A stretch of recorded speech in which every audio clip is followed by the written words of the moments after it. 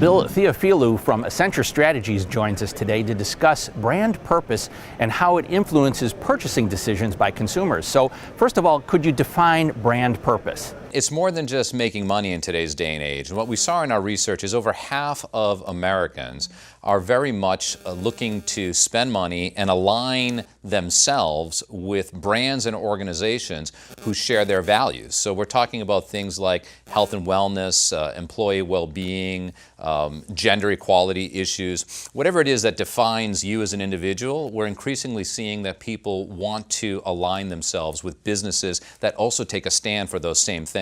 How can consumers find out more about what companies stand for and check that they're really being authentic? One approach to doing this would be just spending time on the internet and looking at what's out there and what companies say.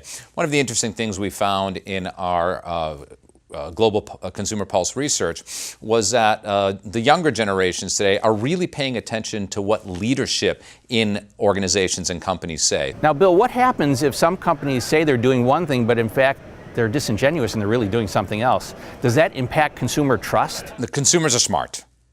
And in today's day and age of digital transparency, they're seeing the disingenuous behaviors, within hours of when they happen. I think the days of having organizations be able to say one thing and do another are behind us. And consumers can research and look into what it is that a brand stands for, a company stands for, and then they see how a company responds to difficult challenges or how it invests its money, and they know right off the bat if this is, being disingenuous or not.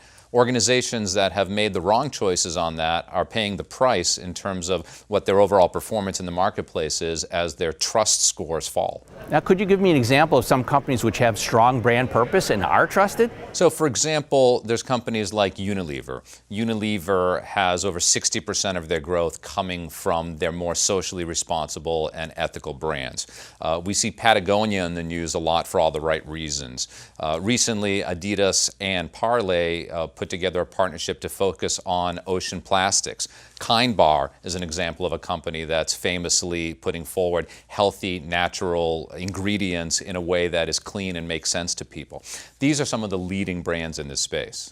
How does purpose and trust impact a company's competitiveness? About 2-3 years ago, Accenture Strategy started asking the question, in today's digital age, how is competitiveness actually defined and what's different? And what we found in our research was that organizations that have a balanced strategy across growth, profitability, and trust perform significantly better in the marketplace than organizations that just choose one or two of those things. So it's definitive at this stage and supported by the more recent consumer research that was done that organizations really need to equally weigh trust and sustainability just as they do growth and profitability in order to remain and be more competitive in the marketplace. Where can we go for more information about this? You can find all of the research that's been done at accenture.com/brand purpose. Bill Theofilou with Accenture Strategies, thanks for joining us today. Thank you.